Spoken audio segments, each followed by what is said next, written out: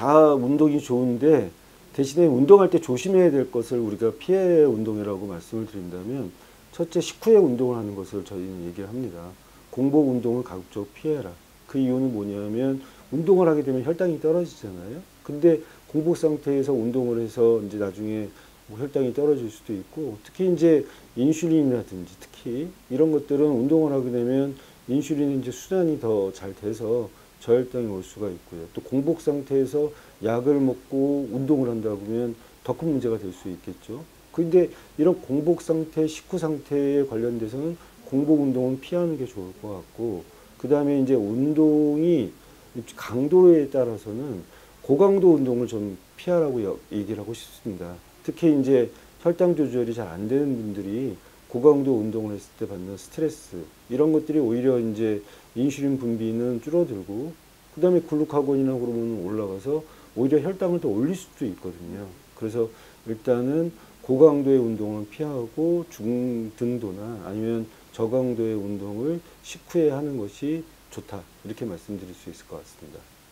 사실 이제 이것도 마찬가지인데요. 우리가 이제 고강도의 운동보다는 그 중등도의 운동을 하는 게 좋을 것 같고요. 사실 이제 걷기나 아니면 자전거 타기 이런 것들도 있지만 근력 운동을 꼭 하는 게 이 고지혈증 환자들한테 도움이 될 수 있습니다. 그래서 근력 운동을 해야 근육량이 늘어나고, 근육량이 늘어나면 인슐린의 기능이 올라가고, 인슐린 기능이 올라간다는 얘기는 혈당이 떨어지고 콜레스테롤이 떨어진다는 거거든요.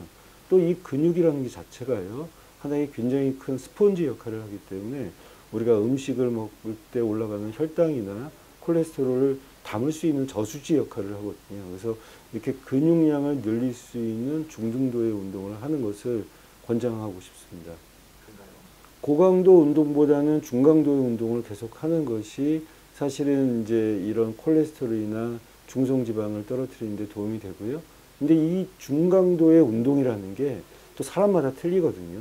나한테는 중강도 운동이지만 저 사람한테는 고강도 운동일 수도 있고, 그래서 그 체력에 따라서 중강도, 고강도가 정해질 수밖에 없는 거죠. 그래서 사실은 중강도의 운동이 좋다고 해도 그게 이제 나한테 중강도인지 아닌지 맞춤형 운동 재활 치료가 필요한 이유가 거기에 있습니다.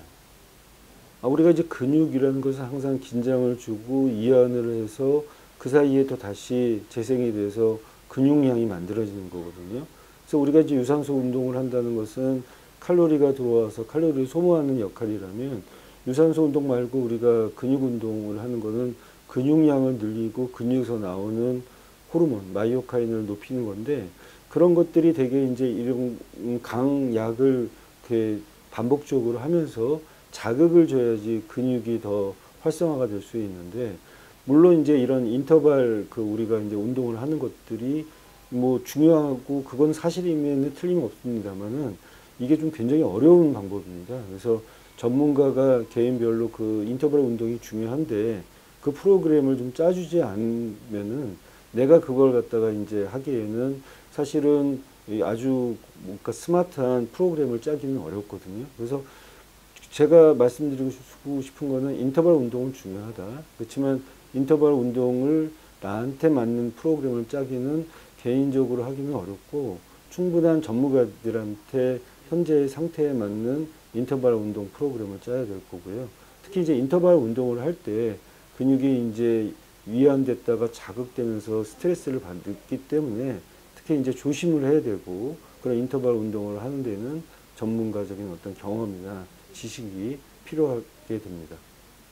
결국은 이제 의지가 중요하고요. 얼마나 이제 체계적인 프로그램이 중요하겠죠. 그래서 뭐 예를 들면 사람의 이제 그 자기 나름대로의 의지력의 차이는 있겠지만, 문제는 이게 이제 한없이 높은 목표를 갖게 되면 누구든지 아무리 강한 의지를 갖고 있어도 그걸 감당해낼 수가 없지 않겠습니까? 그래서 꾸준한 이제 인내심을 갖고 또 자기한테 맞는 운동법을 익혀서 꾸준히 할 수 있게 단계별로 해야지, 이게 가장 효과적으로 목표를 달성하기 위해서는 너무 이제 뭐 이렇게 막 운동을 한다고 해서 한꺼번에 한다든지 그게 아니라 자기한테 맞는, 그리고 또 이제 운동이라는 게 골다공증에 좋은 운동, 뭐 당뇨병에 좋은 운동, 예를 들어 무릎에 뭐 염증이 있다든지 뭐 여러 가지 이제 재활 치료에 필요한 운동들이 다 틀리거든요. 그래서 본인한테 맞는 또 본인의 체력에 맞는 운동량을 정해서 이제 전문가와 상담하면서 꾸준히 운동하는 것이